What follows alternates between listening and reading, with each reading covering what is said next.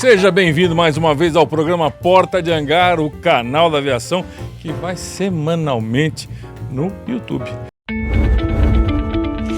Bem-vindo ao programa Porta de Hangar, o canal da aviação. Apresentação, Ricardo Beccari. Se você não é inscrito no canal, inscreva-se no Porta de Hangar. E se você gostar da nossa conversa, que hoje vai ser muito legal, deixa o like, o nosso convidado é muito massa. Ele é o cara que entende muito de 14 bis. Bem-vindo, Alan Calaça, ao Porta de Hangar. Muito obrigado pelo convite, Beccari. É sempre um prazer te encontrar e hoje aqui gravando a respeito de Santos Dumont e 14 bis. Que lindo, não? Quantos anos a gente já é amigo, não, Alan? Faz muito tempo, já hein? Já tá uns 18 anos aí já nessa história aí. Tempo. Alan, eu tinha muita vontade que você viesse aqui no programa, mas a distância é grande, você mora em outro estado. Mas para falar de um feito que eu admiro demais. Você você é o único piloto de 14 bis no mundo. Qual é o peso dessa responsabilidade histórica a respeito de ser o primeiro e único, depois de Santos Dumont, piloto de 14 bis? É uma responsabilidade muito grande, porque eu tenho que carregar um nome que é o nome de Alberto Santos Dumont. É um dos maiores gênios da história da humanidade. Então, você levar e demonstrar os voos que o Santos Dumont fez em Bagatelle e tentar melhorar isso para um público mais geral é uma sensação de muito prazerosa, mas também é uma sensação de muita responsabilidade. Imagino. Quando é que veio na sua cabeça assim, vou fazer um 14 bis? Porque muita gente acha que é simples fazer um 14 bis, mas eu sei por você, e já cheguei perto das suas construções de 14 bis, que é um negócio muito complicado, mesmo porque você faz o projeto 99% original. Verdade. Essa vontade de construir o 14 bis, ela surgiu em 2000, mas o sonho de ver um 14 bis é lá da infância.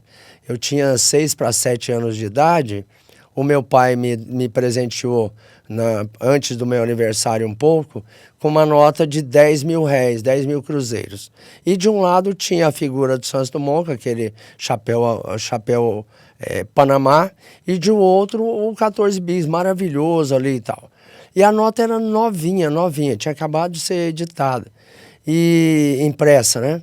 E eu fiquei fascinado com aquilo, porque eu nunca tinha visto uma nota daquela e muito menos eu nunca tinha visto um 14 bis e o Santos Dumont, mas eu fiquei fascinado por ver aquilo ali naquele momento. E conta minha mãe, meu pai, que eu não queria gastar o dinheiro, que era para mim comprar um presente. E eu não quis gastar o dinheiro. E daí por diante, quando eu tinha uns 9, 10 anos de idade, mais um grupo de amigos, nós então fomos construir um avião. Eu encontrei lá na biblioteca do meu pai um livro que dizia como construir um avião.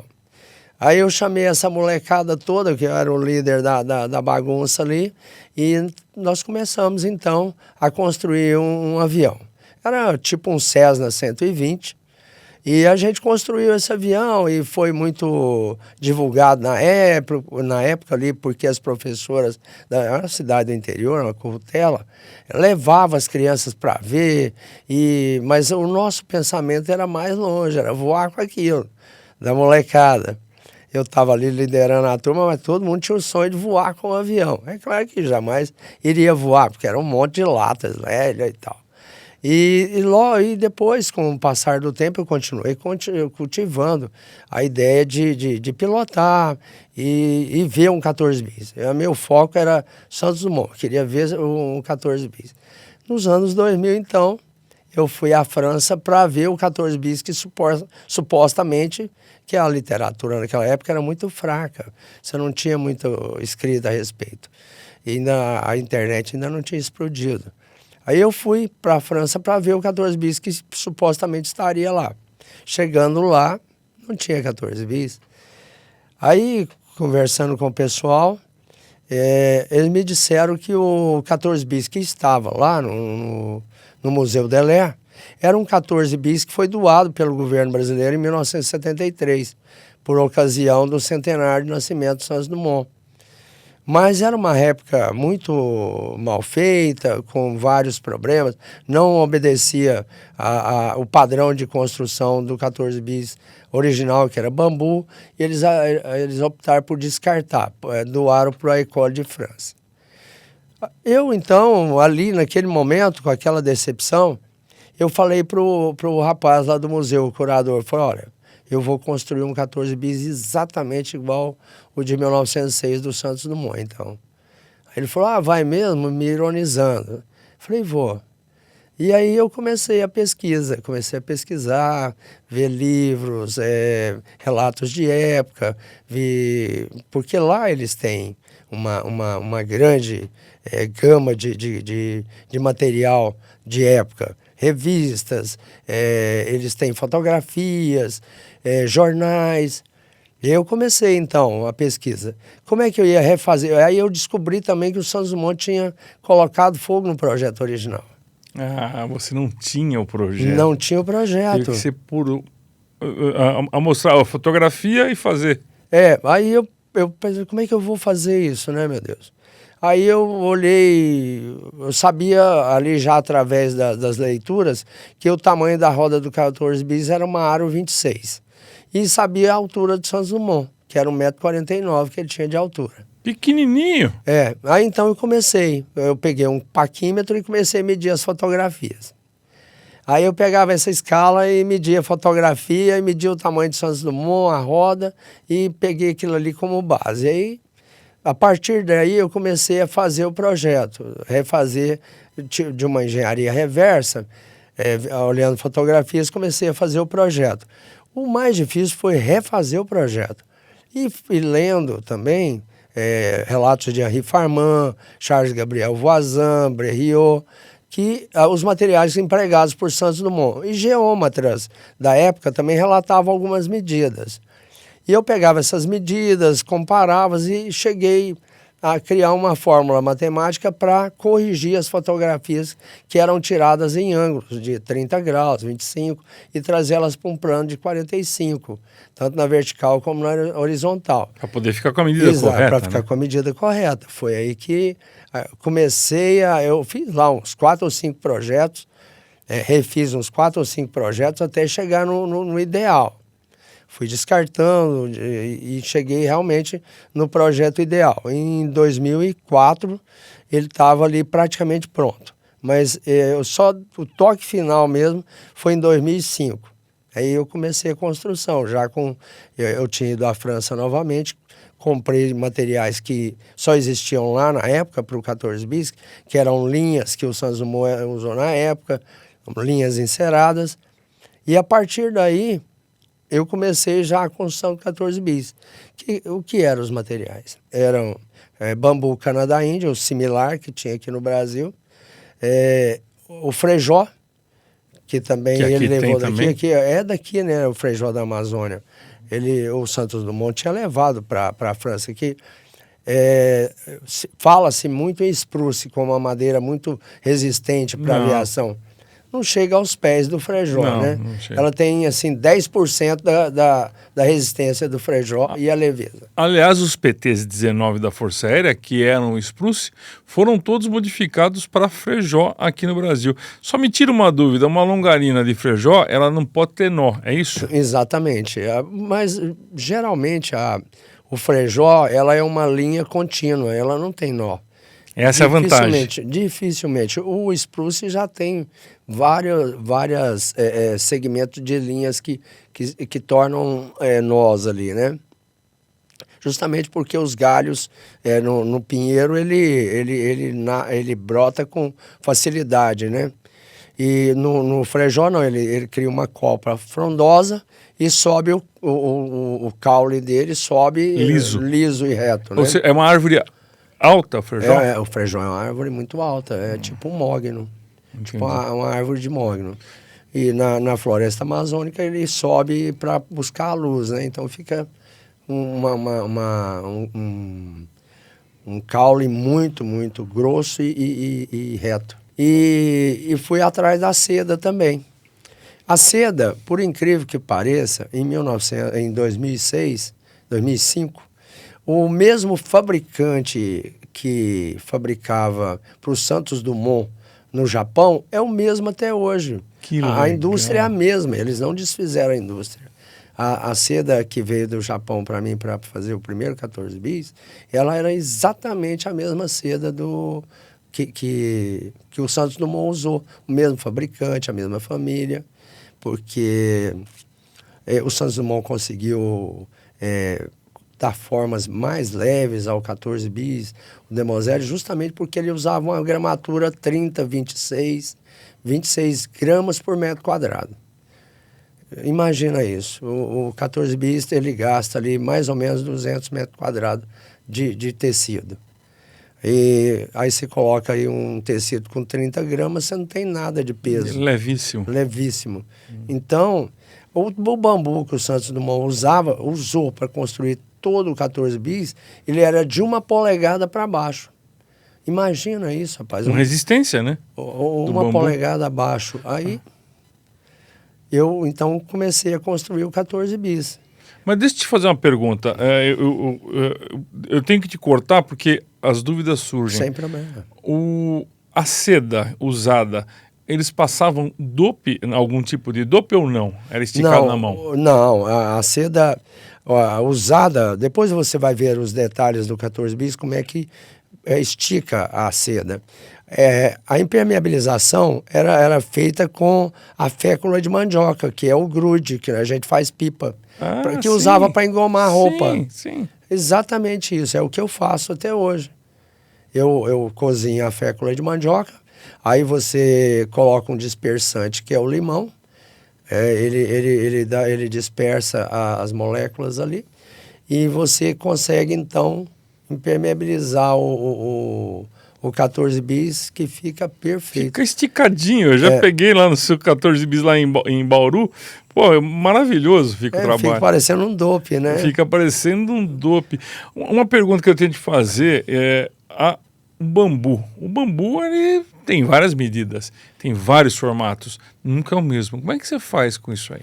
Cada peça para um bambu, por exemplo, das longarinas que compõem o charuto do 14 bis, que é a parte mais longa de bambus que a gente tem, que são 10 metros ali de bambu. Então, o bambu, cada nó daquele ali tem uma medida. Então, cada peça é feita exatamente para aquele local do bambu.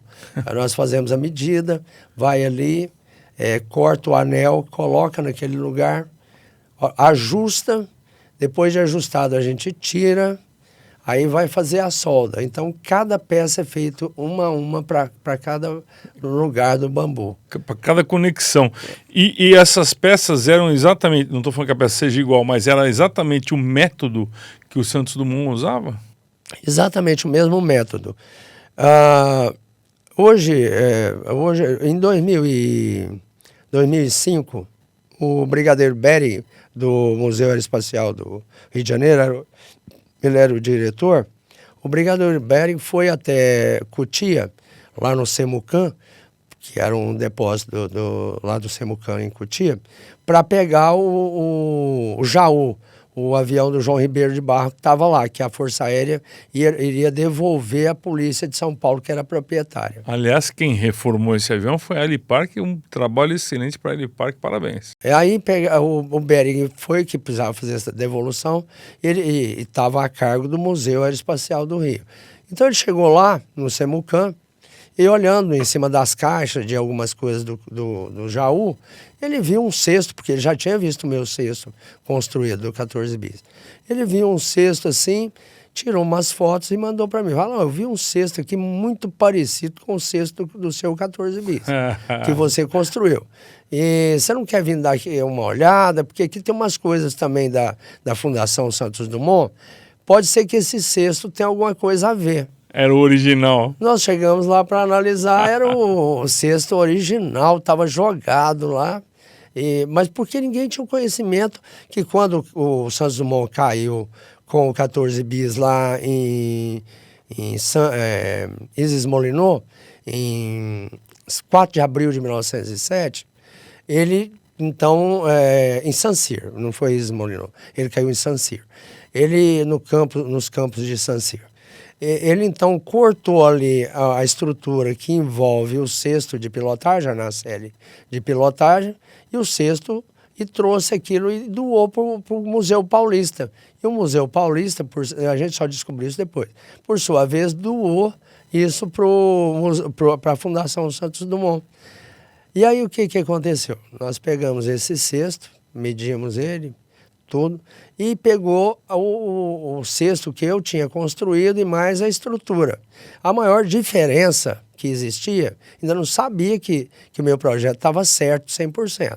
A maior diferença era meio centímetro do cesto original e da estrutura original para o que eu tinha construído. Foram medidos assim, com escala de alta precisão. E isso te fez ficar até mais confiante, porque se o cesto, que era uma coisa bem pequena, difícil de medir até por foto, o resto do avião estava na escala certa. Foi o que nos deu a certeza. Aí a gente enviou isso para o pessoal do Museu Deler, o Lins de Barros também analisou, o curador do Museu do Rio, a Espacial do Rio também analisou, e várias outras pessoas que são amantes da aviação do Santos Dumont fez uma análise e concluiu que realmente era o cesto original do 14 bis. Porque tem fotos de altíssima resolução de época. Então foi possível comparar detalhes mínimos assim que você nem acredita que poderia existir em fotografias daquela época, que chegava aí mais ou menos, eles calculam em torno de 45 megapixels. Caramba, é uma foto grande. É uma foto grande, tiradas com chapa de vidro. Chapa de vidro. Que legal. Está no Museu Deler. Que legal isso. E foi franqueado para mim várias fotografias dessa através do Museu Deler, de altíssima resolução, que nos deu... E eles têm essas placas de vidro ainda? Todas. Não? Que coisa bonita. Está lá arquivado. Então, mas eu vou voltar agora daqui a pouco no museu, mas eu só quero fazer um adendo aqui. Você acha que o Brasil, será que conhece o Brasil? Não. O Brasil, a cultura, o que nós temos guardado da nossa cultura é muito pouco divulgado, que tem também. Nós não temos uma divulgação da nossa cultura, das nossas coisas. E o que existe, agora que está dando assim, o maior valor a essas coisas. Você imagina, o avião do João Ribeiro de Barros era mesmo que o avião do Lindenberg. Você já imagina que se algum dia ficaria jogado na América o avião do Lindenberg? Nunca. Jamais.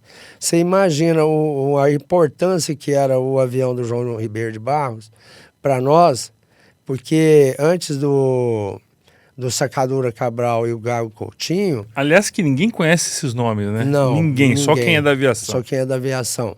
O João Ribeiro de Barros já tentou a travessia do Atlântico. É uma coisa fora, assim, é impensável para a época. Mas e também ninguém sabe o Bartolomeu de Gusmão, ninguém sabe da história do Bartolomeu de Gusmão. Ninguém tem noção quem foi Bartolomeu de Gusmão. Um padre jesuíta, que santista, e a capacidade, a genialidade do Bartolomeu de Gusmão. Porque muito antes dos irmãos franceses, ele conseguiu fazer um balão de ar quente e apresentou na Casa da Índia, em Portugal, para a realeza portuguesa. Então, os Montfier, que se tornaram nobres por ter demonstrado para o rei francês um balão de ar quente, mas o Bartolomeu de Gusmão já tinha apresentado isso há mais de 100 anos em Portugal. Quando eles apresentaram, Bartolomeu de Gusmão já tinha até morrido, eu acredito, né? Então, você imagina a falta de cultura que tem, de abertura da nossa cultura, né? Rotation, poursuite.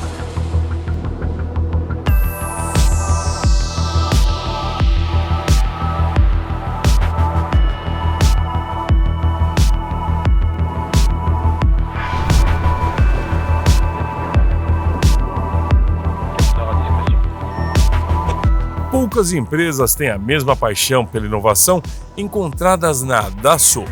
Ela vive no coração do nosso pessoal, que dedica grande parte de suas carreiras aqui, resultando nos jatos mais avançados do mundo. A paixão também prospera nos clientes da Dassault, cuja busca incansável pela excelência os torna imparáveis.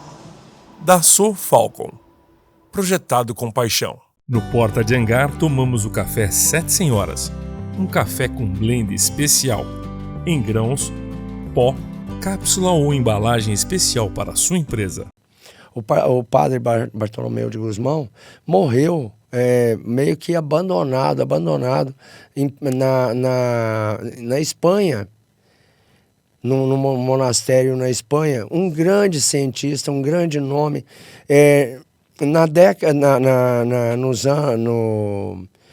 Em 1600 eu não tenho as datas. E lá vai Bigode Preto? Lá vai Bigode Preto. Ele conseguiu fazer uma transposição de água aqui na Bahia.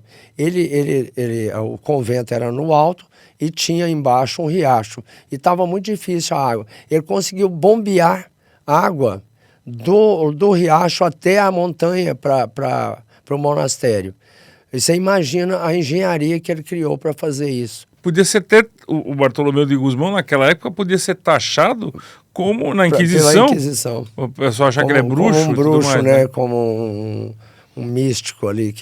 Mas não, ele usava a ciência, ele usava cálculos precisos.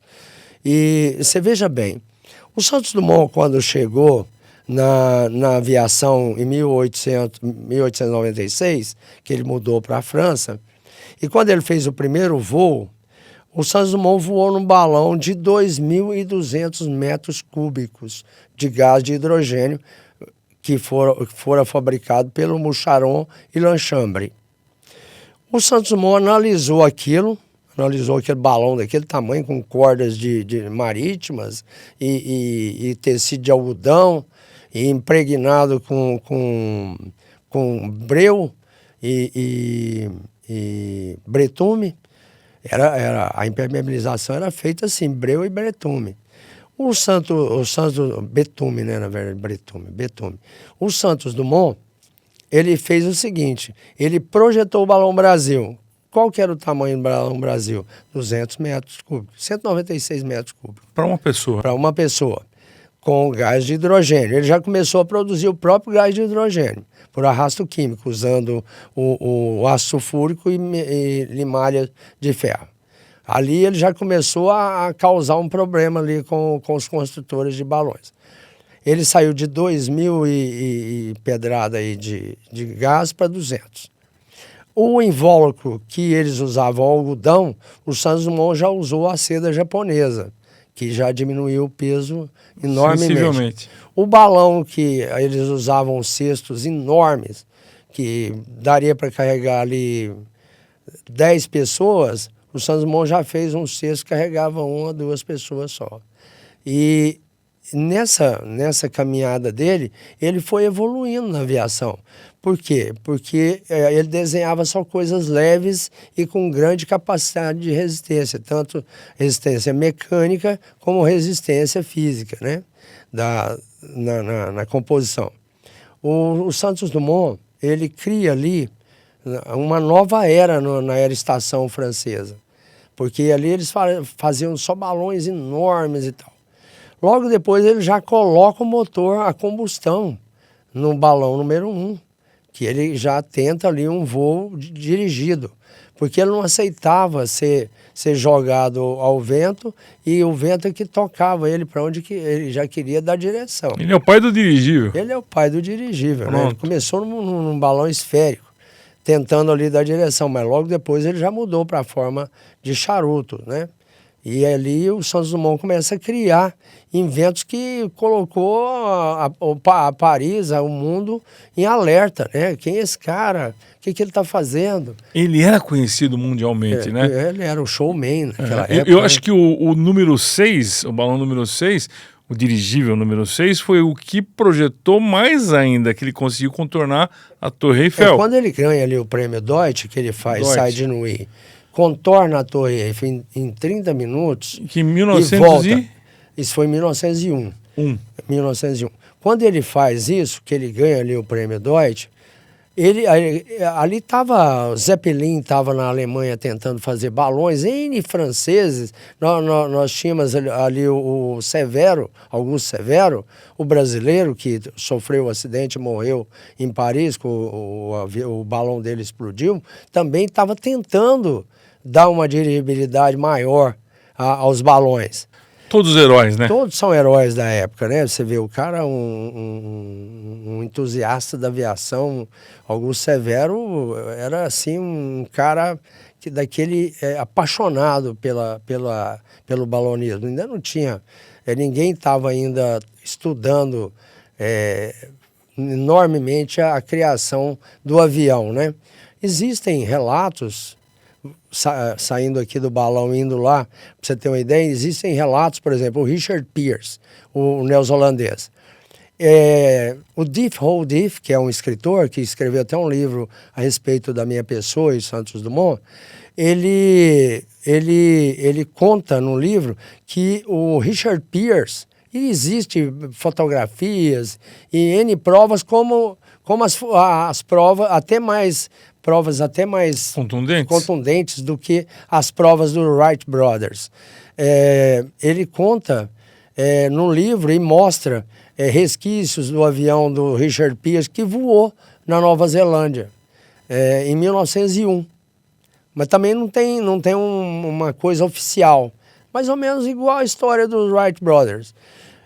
E não foi dado a eles o crédito do inventor do avião, porque ele não provou que ele voou realmente.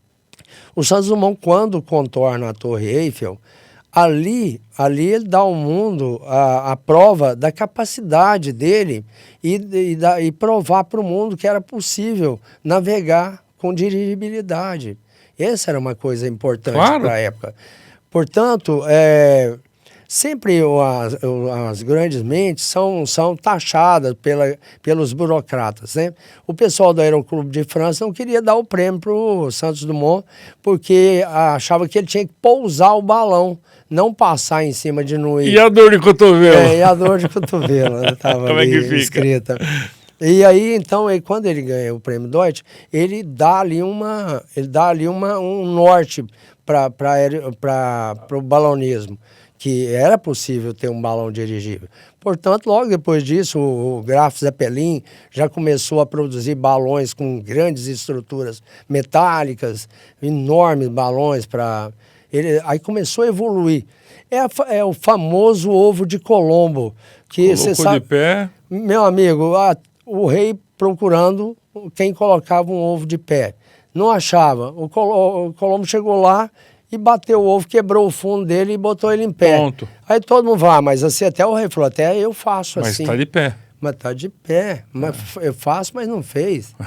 Não é verdade? É verdade. Até a chegada dele. É verdade. Então foi a mesma coisa do Santos Dumont. Todo mundo tinha medo de colocar um motor a combustão num balão. E o cara foi lá e pôs. Ele chegou lá e voou, porque ele não era só um cientista teórico, ele era um cientista prático também. Corajoso. E corajoso, ele era um atleta do ar, porque o acidente dele do trocadeiro, no balão número 5, prova isso. Foi o que ele pousou no prédio, não? Que ele bateu no prédio, né? né? o avião, o balão começou Mas a ele perder se machucou nesse acidente? Não. Não O Santos não era um gato, ele ficou pendurado lá na... Com 1,40 m e pouco, 45? Ele 1,49 m, pesava 49 quilos. Eu quero voltar um pouquinho na construção do 14 bis, que é, assim, fantástica essa história sua, e eu acho que é tão importante as pessoas saberem que tem um brasileiro que doou. Você doou sua grana para poder fazer isso aí, seu tempo, eu lembro que a gente, inclusive tem uma história que eu quero que você relembre, que a gente estava junto lá em Oshkosh. Gente, a EAA fez um domo para expor o 14 bis com televisão, com filmagem, com tudo. Conta essa história que você ia voar lá em Oshkosh, mas não voou. Eu quero que você conte inteira, por favor. Bom, em 2006, por ocasião do centenário, estava programado que eu faria o voo em Paris, lá no campo de Bagatelle. E isso seria feito em outubro. E quando foi em julho, nós fomos para Oshkosh. A Embraer nos convidou para ir para Oshkosh e fazer uma exposição lá com o 14 bis. Seria apenas uma exposição estática e tal. E existia uma comissão interministerial para o centenário. Ele se envolvia lá 10 ministérios. E tinha um brigadeiro aí, que era da Força Aérea, quer dizer, ele já estava na reserva, e ele então foi incumbido de dirigir essa comissão interministerial. E quando ele encontrou o meu projeto, lá em 2005, que ele teve a certeza que poderia refazer o voo de Bagatelle, de 1906. Até então alguém já tinha voado? 14 bis mesmo? Não. Depois de Santos Dumont, nunca ninguém tinha voado 14 bis. Tinha voado um ultraleve parecido com 14 bis, mas nada de alumínio. De alumínio, totalmente... Fora da configuração. Totalmente fora de configuração, não tinha nada a ver com 14 bis. Nada, não tinha bambu, não tinha nada no 14 bis. Aí então o brigadeiro, ele entendeu que aquele projeto poderia ser levado para a França e fazer o voo em Bagatelle. Fomos para Oshkosh com uma exposição lá, a maior feira de aviação do mundo. Tava lá o Rockwell o Bomber 1, né? Que custou $2 bilhões o projeto e ficou exposto junto com a gente. Você estava lá, você se lembra.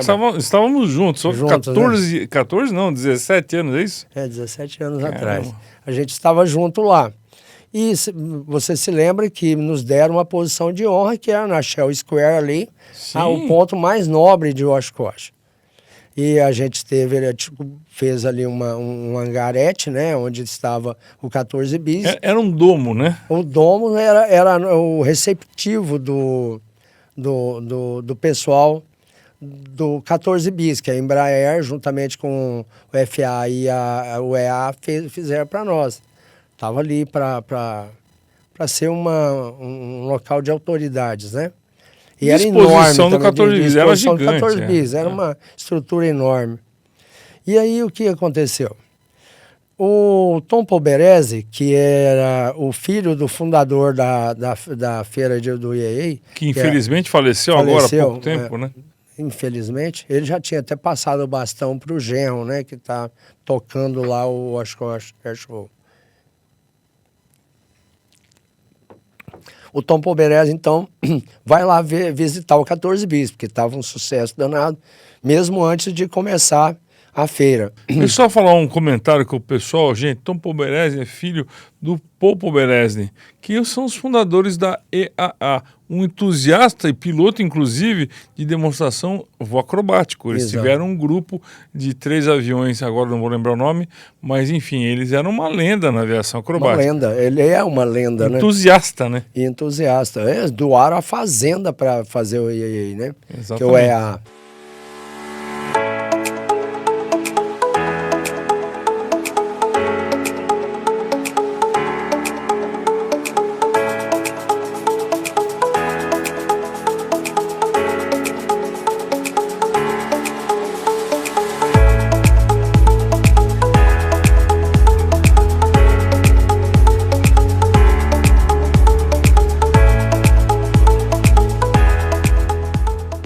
Aí, o Tom Poberezzi chegou lá, a hora que ele viu o 14 bis, ele ficou maravilhado quando ele viu aquela aeronave enorme, que o 14 bis tem 4 metros de altura, mais de 12 metros de envergadura, mais de 10 metros de comprimento. Pois quando você chega perto do 14 bis... Era impactante. Ele é impactante, exatamente. Aí o Tom chegou e viu aquela aeronave enorme e tal, aí... Ele me chamou e falou, essa aeronave voa? Eu falei, voa? Claro que voa, já voei muito nessa aeronave. Ele falou, você tem algum vídeo, alguma coisa? E essa aeronave seria capaz de voar aqui em Oshkosh? Eu falei, tranquilo. Ele falou, você tem um vídeo para me mostrar?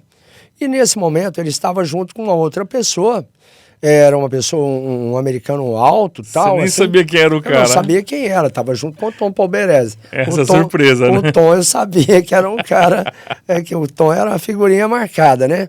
Mas de pronto, assim, ele gostou demais de mim e tal. Aí o Tom já, não, vem aqui. Aí fui mostrar para ele, nós saímos do hangarete onde estava o 14 bis e fomos para o Domus. Até você estava lá no Domus. Exatamente. Lá na sala de recepção do Eu sou Domus. testemunho ocular da história. Aí eu cheguei lá com o Tom, peguei meu notebook, estava na backpack, e abri e mostrei para ele o voo, mas esse outro rapaz. Na hora que eu estava mostrando o voo, eu descobri que nada mais era que o diretor-presidente do FAA, que estava do meu lado. Aí o Tom perguntou assim, o que você precisa para voar aqui? Quanto tempo? Eu falei, uns 30 minutos aí, mas eu preciso que seja no final da tarde ali e tal. E autorizado, né? E autorização. Ele falou, aí o rapaz do FAA que estava lá, até me esqueci o nome. Aí ele pegou assim, olhou, ficou maravilhado vendo os voos. Eu tinha no notebook N voos ali do 14 bis, inclusive de fazendo manobras com o 14 bis. Aí ele olhou assim e viu as manobras, eu fazendo manobra com o 14 bis. Ele pegou e falou para mim, quanto tempo você precisa para voar? Aí eu falei, tem que ser final da tarde e tal. Aí eu preciso de autorização também para voar. Ele falou, sem problema.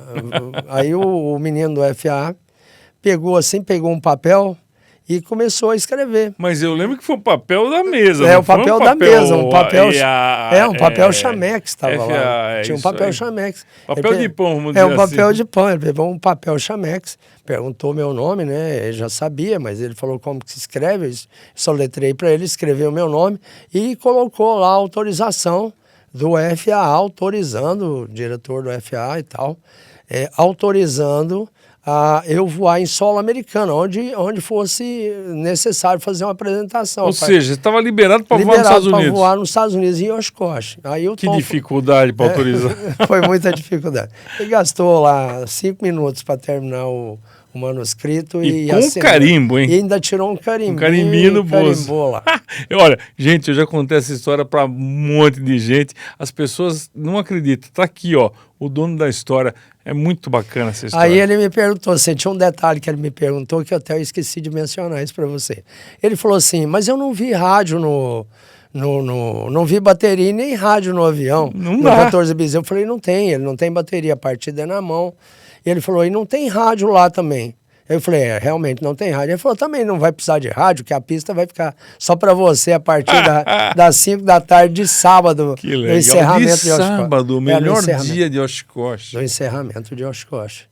Aí ele falou, a partir das 5 a pista é sua.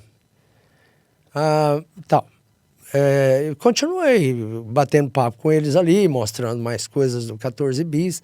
E o Tom saiu de lá empolgadíssimo, já foi para o centro de imprensa, convocou a imprensa americana que haveria o voo, você sabe muito bem disso, porque você estava lá, e começou a divulgar em todas as grandes redes americanas que existiam. Os caras divulgam pesado, maciço quem ali. Quem estava né? falando era Tom Polberese, né? Exatamente. Pessoal, tem um jornal diário lá em Oshkosh, na feira, que é EA, na verdade. A gente fala Oshkosh pelo carinho da cidade, mas o jornal é diário, todo o que aconteceu está sempre no jornal, bem feito, um tabloide, né? Todo dia tem essa publicação, né? E grande, né? Grosso, bem... divulgado amplamente, né? E começou as TVs já fazendo matéria comigo sobre o voo e tal, que seria no sábado, após as 5. Ficou liberado após as 5, porque eu disse ao Tom que eu tinha uma limitação de ventos. Então, a hora que o vento estivesse no melhor momento, após as 5, eu decolaria, eu ficaria pronto. Aí o Tom ainda me pediu uma coisa, falou assim, é possível você, quando vier voando na pista aqui, que eu falei para ele que eu era capaz de voar a pista inteira, de ponta a ponta de Oshkosh. 3 mil metros de pista. Então, que eu viesse mais para perto do público. Que eu contei para ele a velocidade que o 14 bis voava, com quanto ele decolava e com quanto ele pousava. É uma boa, fala pra gente, essa é para não esquecer. O 14 bis, ele decola com 18 km por hora. Voa com 18? Não, ele tem uma velocidade máxima de 45. Uau! Essa é a velocidade máxima de motor a pleno dele, da 45, mas o normal é ali entre 35 e 40 km por hora de voo dele. E pousa com 15 quilômetros. E eu preciso ali para toque e pousa, eu preciso de 50 metros. No máximo. Dá para decolar do quintal de casa. No máximo 50 metros. Aí ele disse assim para mim, você pode passar mais perto do público para eles verem assim, o avião mais próximo possível? Aí ele falou, porque se precisar você pousa ali na grama do lado, ele falou para mim, né? Eu falei, pousa, sem problema nenhum. E foi assim a história. Só que quando a gente estava nos preparativos, aí o 14 bis que foi para Oshkosh não era um 14 bis para fazer voo. Ele foi para lá para exposição estática. Então, não tinha algumas mangueiras de gasolina, algumas coisinhas ali que a gente não conectou e nem levou para lá. Teve que comprar. E aí eu saí, então, logo depois dessa conversa com o Tom, eu saí para buscar essas pequenas coisinhas e comecei ali a preparar um 14 bis para o voo. E até o Antônio, na época da FLAP, estava junto, me ajudando ali a buscar essas mercadorias e tal. Quando foi na sexta-feira, chegou uma ordem, o pessoal da Embraer chegou em mim e falou assim para mim, Alan, você poderia vir aqui no stand? Porque nós temos que resolver um problema aqui. Tem uma ordem do Brasil, da Comissão Interministerial, para o voo de sábado. Falei, será o que é, né? Aí cheguei lá, então. Aí um dos diretores da Embraer, que estava presente, eu prefiro não citar o nome, mas se for necessário, estava presente e falou, Alan, tudo maravilhoso, um sucesso total. Já estão dizendo aqui no Oshkosh Air Show que o 14 bis vai ser a atração principal da feira. Como foi, nós ganhamos o prêmio em 2006 de atração principal da feira de Oshkosh. E olha que nós estávamos disputando ali com o Bomber da Rockwell, né? Que estava exposto junto na Shell Square. Que já é figurinha carimbada ali. O 14 bis é muito mais legal. Aí, então nós ganhamos ali a posição de honra da aeronave de destaque do prêmio lá de Oshkosh Air Show. Aí o pessoal da Embraer chega em mim então e fala, olha, veio uma autorização do brigadeiro e você não vai poder voar no sábado aqui em Oshkosh. Que coisa Eu falei, absurda. mas por quê? Ele manda aqui nos americanos? Não, a Força Aérea não tem nenhuma autonomia sobre você ou sobre o Oshkosh Air Show, de forma alguma. Mas nós somos o seu patrocinador e nossa indústria é lá no Brasil. Então você imagina o que pode acontecer. Nada. Se a gente eu entendi porque eles precisam de muitas, na época precisava de muitas autorizações do CTA e toda essa que envolvia ali o pessoal, e eles começaram uma pressão psicológica em cima deles para que não houvesse o voo lá de Oshkosh. E como ele, o diretor da Embraer chegou em mim e falou assim, ó, é seu livre-arbítrio voar aqui ou não. Você podia decolar a revelia.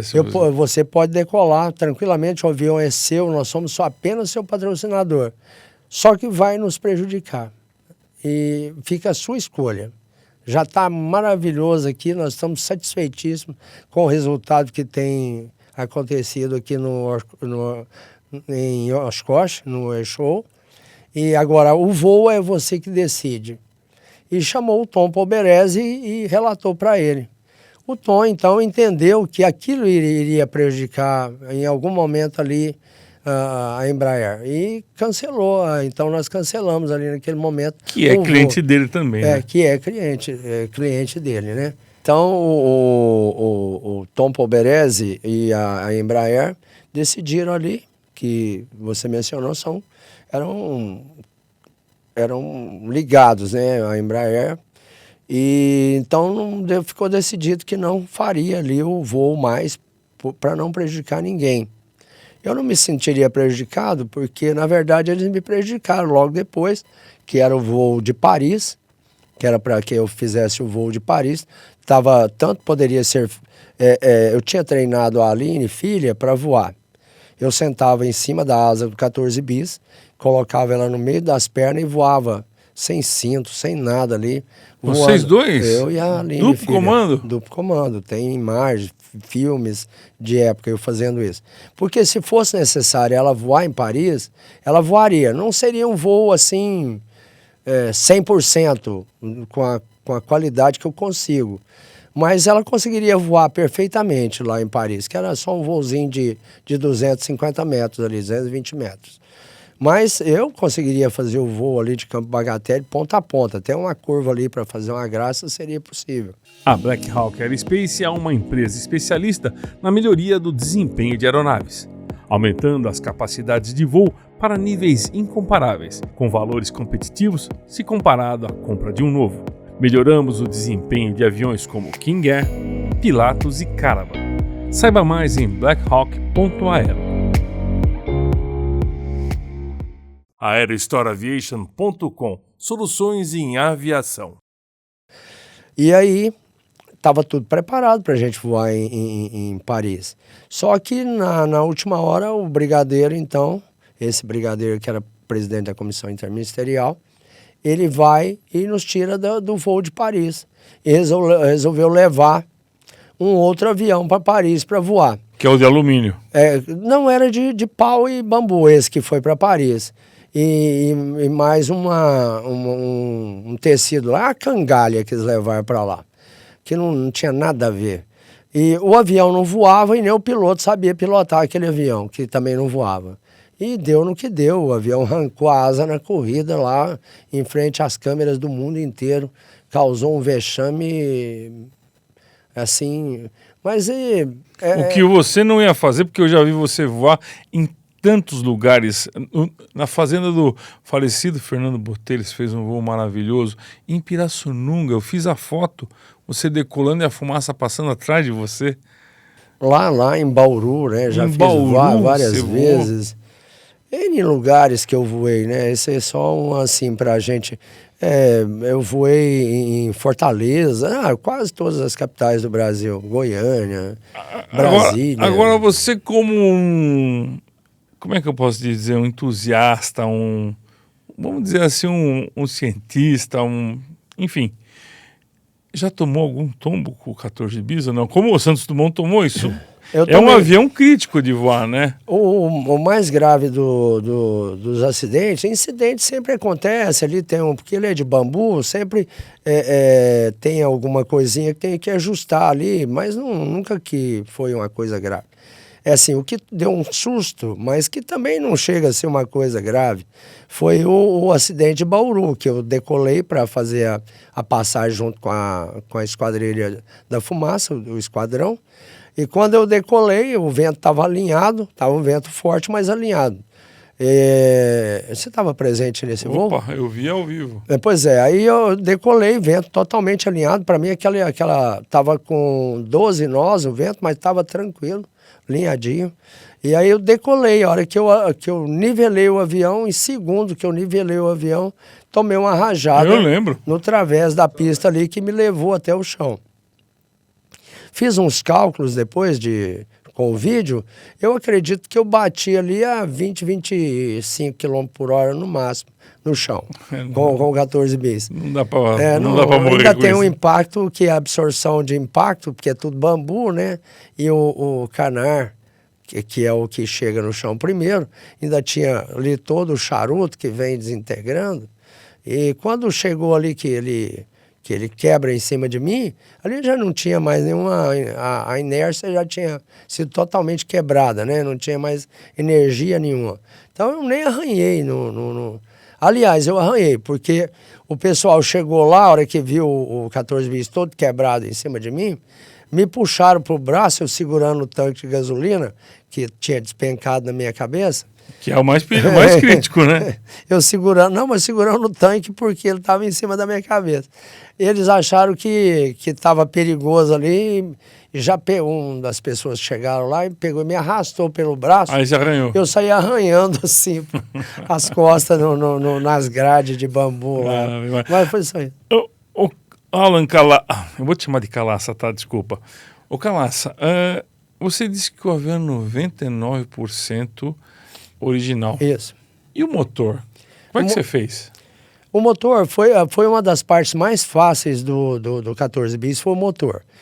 Quando eu estava construindo, pela facilidade que a Embraer e a Força Aérea na época me proporcionou, foi que a Embraer tinha uma base em Paris e era extremamente influente lá, a Embraer. E então foi lá no Museu Dallaire, conversou com o pessoal do Museu Dallaire e a Embraer, a Força Aérea também mandou o Adido lá na época. Essa pessoa conversou no Museu Dallaire e eles têm lá N motores Antoinette V8 fabricado por Léon Levavasseur de época.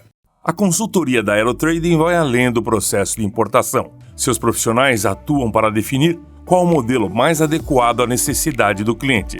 Importação de aeronaves, partes, peças e componentes, terceirização de importação e escrow. Visite o site aerotrading.com.br. E tem inclusive motores com corte, já cortados, para mostrar o interior do motor. O Museu Dallaire, por sua vez, me franqueou eu fazer todas as medidas, eu manusear da forma mais conveniente para mim. Você refez o motor? E aí, então, eu, diante disso, tirei moldes do bloco e tirei medidas, e eu, então, refiz o motor. Eu fabriquei outro motor Antoinette. Portanto, o 14 bis que está em Paris e o 14 bis que está em Portugal, em Sintra, no Museu de Portugal, são motores que estão com o motor Antoinette, o V8 de Léon Levavasseur. Dá uma velocidade ali em torno de hélice, ele dá 1.450 rotações por minuto. Desenvolve 50 cavalos e é injetado, ele tem uma pré-injeção. Ele tem uma bomba que joga a gasolina com pressão na cabeça do cilindro. Não é uma injeção eletrônica, é uma injeção mecânica. E a gasolina é de carro normal? De baixa octanagem. Compra no posto? Se compra e baixa a octanagem dela. É interessante que quando eu estava lá estava mexendo no motor e tal, o Nelson Piquet me visitou lá em Caldas Novas. Ele, Geraldo Piquet e tal. Geraldo é um grande amigo. E o Nelson, eu não sabia que ele é um mega mecânico. Outro mega mecânico. Eu não sabia disso. Baita do aviador. Eu contando para ele lá que o 14 bis estava, quer dizer, o motor estava estourando o cabeçote, né? Aí ele falou, mas a gasolina naquela época, a octanagem era baixíssima. Como é que diminuiu a octanagem? Eu diminuí com óleo. Com óleo 2 tempos, baixei a octanagem dele, tirei toda a água da mistura do álcool, né? Você faz uma drenagem, você joga mais água dentro do tambor de gasolina, dentro da gasolina, e aí o que ela faz? Ela decanta tudo que tem ali, ela leva para baixo, o que fica em cima é a gasolina pura. E aí você vai e baixa a octanagem dela. Para fazer a curva no 14 bis, não tinha um manche? Como é que era feito? Para fazer a curva, o que a gente tem? O leme, que é feito pelo Canar, o sistema de leme, que o 14 bis é um avião Canar, todo o comando é na frente. Você tem uma roda, que é ali uma rodinha, que o Santos Dumont usou na época, uma roda que usava em máquina de costura. Então ele fez o comando ali. E por que ele usou essa roda? Porque ela já tinha ali o Santos Dumont aproveitava tudo, né? Então essa roda ela já tinha ali uma abertura, Sim, para colocar o cabo. Para colocar o cabo. Então ele prendeu e o cabo trabalhava ali. Como o curso do manche é pequeno, então perfeito. Para subir e descer. Para fazer a curva no 14 bis. Você comanda o aileron com o ombro e com a mão, da forma que você comanda, você já dá também o sentido de direção no avião. Você dá a guinada com o ombro e com a direção, que é essa rodinha. Agora, picar e cabrar é um manche de bastão. Normal. Normal. Só que o piloto fica em pé, dentro de um cesto, né? a nacelle de pilotagem, você não fica sentado, você fica em Cada pé. um cara magrinho que nem você. Eu não vou entrar lá Tem nunca. lá a nacelle de pilotagem, o cesto de pilotagem, ele tem 93 centímetros de profundidade e tem 22 centímetros de abertura por 32. Nossa, é muito estreito. pequenininho. O Nossa Santos Dumont Senhora. era um gato, era magrinho. Só que tem uma particularidade. O Santos Dumont, ele era ambidestro, né? Mas o 14 bis, se você fizer com a roda que movimenta o canar, se você fizer para a direita, um movimento de direita, levando para a direita, ele vai para a esquerda. E se você traz ele ali para a esquerda, ele vai para a direita. Eita. Por quê? O bracinho dele era curto. Quando ele levava o aileron aqui, então ele levava a roda para frente e o avião ia para a esquerda, porque ele estava levantando essa asa e guinando para a esquerda.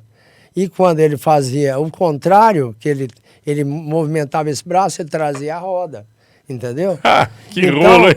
Então, é totalmente contrário o sentido de pilotar do 14 bis. Isso é uma coisa interessante, né, e que dificulta ainda mais a pilotagem. Claro, com E você certeza. fica com a visão em pé do 14 bis, né? Você fica em pé.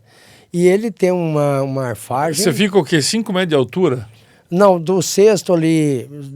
Do chão. A sua cabeça vai ficar mais ou menos uns 3,5 metros por aí, 3,20 metros. Tá arredondando 737, pô. 3,20 metros do chão você fica, a sua cabeça. O 14 bis tem uma particularidade. Ele consegue ter uma arfagem ali de 2.500 a 3.000 pés por minuto na decolagem. Se você não segurar ele mantém 2.500, 3.000 pés. Com que velocidade mais ou menos? Uma velocidade de 30 km por hora. Porque não, o 14 bis, a estrutura do 14 bis pesa 92 quilos. É muito leve. O que difere ali é o motor que você vai usar. Eu uso um motor Rotax de um 503 de 35 cavalos para fazer a apresentação, porque é um motor barato. Mas eu tenho uma Antoinette. Se eu tiver o patrocinador que pague para mim voar com a Antoinette, eu vou. Porque se fundir um Antoinette daquele ali, vai muito dinheiro para fazer outra. Porque tem que fundir tudo novamente, as peças são feitas uma a uma, feitas ali, manuseado, tudo. O seu é feito por você. Por mim, é feito por mim.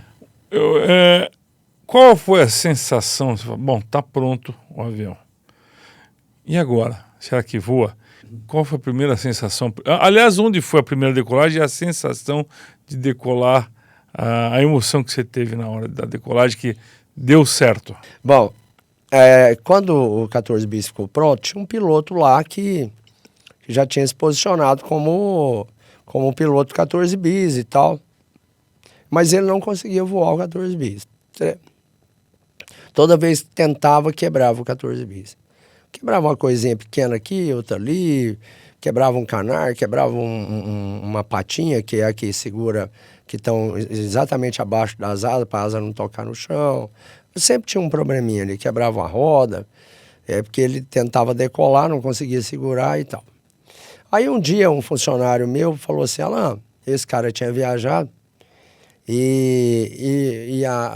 o meu funcionário pegou e falou, Alain, por que você não vai lá e tenta voar esse 14 bis? Tá gordinho, eu falei, mas eu nem cabo lá direito.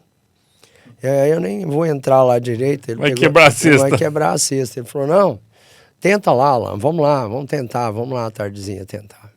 Aí eu fui lá à tardezinha, eu coloquei na cabeceira da pista, eu nem tinha sequer entrado lá para pilotar assim. Entrei para ajustar, fazer algumas coisas, mas nem com ajustar motor, essas coisas, aceleração.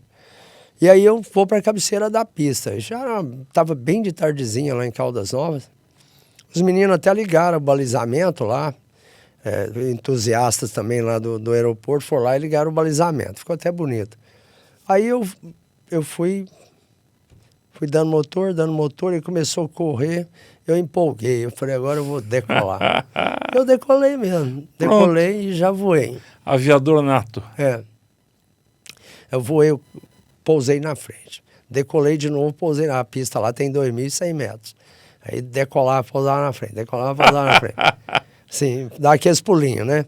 Aí de lá para cá também eu já vim direto, num voo só. E eu tenho lá N filmagens, até vou enviar para você, eu fazendo esses voos e também fazendo manobras no 14 bis. E a partir desse dia... Você virou piloto o segundo piloto de 14 bis do mundo. E tem um detalhe, pessoal, fez regime para caber na cesta. a Força Aérea chegou a mandar um piloto, um cara gente boa demais da conta lá para treinar, para aprender a voar o 14 bis. Mas, infelizmente, ele não conseguiu voar o 14 bis.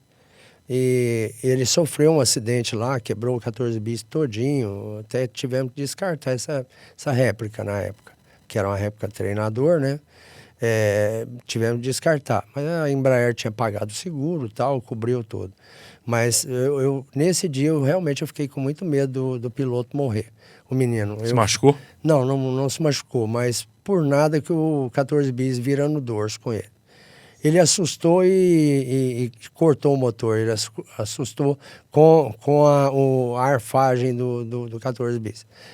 A hora que ele puxou o manche, o 14 bis deve ter dado aí uns 3.000 pés por minuto de decolagem. Ele não acreditava ele que não isso acreditou que ia subir daquele tanto, sabe? Natural. E ele corta o motor ali e o 14 bis entrou de asa, de faca no chão. Ave Maria.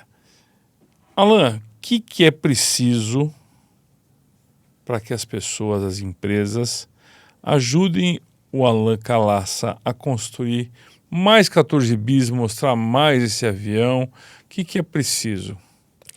Eu preciso de patrocínio porque eu estou lá no interior de Goiás e eu vivo de uma pequena oficina de aviões. Eu fabrico kits monto kits home build da Vans Aircraft americana, mas não tem lucro, os lucros são muito pequenos, e aí eu dou pequenas manutenções e tal. E para manter vivo o 14 bis, né? Lutando aí, voando com o 14 bis, pelejando demais. Quanto custa fazer um 14 bis? Olha, só o material do 14 bis fica por volta de 350 mil reais. Só para deixar ele... Sem contar sua mão de obra, porque você vai tem a minha mão de obra especificamente. E quantos meses para fazer um bicho São desse? 10 mil horas, homens, para construir um 14 bis. Porque já fizemos 4, né? Então é 10 mil horas, homem. Não faz com menos. Ou seja, trabalhar. Pauleira, né? É pauleira. Então você vai fazer um favor para mim. Passa o seu e-mail, contato, para quem se interessar. Inclusive, gente, é cultura. Vocês podem, inclusive, abater isso aí na sua imposto de renda. A gente aceita a Lei Rouanet, aceita no incentivo de Estado. Até promessa. Até promessa a gente então, está aceitando. Pix, o que puder dar para nós lá para ajudar no projeto 14 bis. Porque quando eu caí em Bauru com ele lá nessa rajada de vento, eu fiz uma vaquinha, porque ninguém me ajudou, assim, empresas, né? Então eu fiz uma vaquinha. Foi os amigos, os entusiastas que ajudaram ali a recuperar o 14 bis. Consegui arrecadar 50 mil reais, 50 e poucos mil reais, deu 51, 2, não me lembro mais. E esse dinheiro deu para comprar o tecido do 14 bis. Para refazer. Tem que importar do Japão. Não, esse eu tive que comprar por aqui mesmo, porque como o dinheiro não dá para comprar o tecido... Foi daqui. Eu tive que comprar o daqui, que era um tecido de seda mista, não é uma seda pura, porque o dinheiro não dava. Aí eu comprei uma seda mista, que está mais ou menos ali dentro do padrão, então eu comprei uma seda mista e o 14 bis está pronto. Tá, então passa para o pessoal qual é, onde acha você. O meu endereço é Caldas Novas, aeroporto de Caldas Novas. Meu e-mail é alan.calaça, CALA2SA, @gmail.com. E se você quiser nos ajudar, você pode entrar em contato comigo pelo telefone 649-9957-6430. Repita. 649-9957-6430. Agora sim, agora ninguém vai esquecer mais. Alan, obrigado pela visita aqui no Porto de Angar. Eu gostaria que você voltasse mais vezes, né? Com e eu ouvi dizer que parece que o Porto de Angar vai ganhar um presente do Alan. Tá. Vou dar a primeira hélice que foi feita para o 14 bis, que é uma, inclusive essa réplica da hélice, que é a mesma hélice que o Santos Dumont projetou em 1905, que foi projetada em 1905. Ela parece um remo, né, na verdade, mas foi o suficiente para ele voar. E essa primeira hélice a gente usou bastante, mas ela já ficou desgastada, porque eu tive que fazer alguns reparos, porque você nunca acerta da primeira vez. Então, ela está lá guardada e eu doei ela aqui pro Porta de Hangar. Que legal. Obrigado pela sua participação. Espero você mais vezes. Obrigado. Valeu. Pessoal, se você gostou dessa conversa muito legal com Alan Calaça, dá aquele like, porque vale muito a pena. Vai atrás da cultura, vai saber mais sobre o 14 bis, sobre o Santos Dumont, que é muito legal. Se você não está inscrito no programa Porta de Hangar, inscreva-se, tá bom? Participe, que a gente está sempre por aqui trazendo coisa boa para você. Até o próximo programa. Valeu!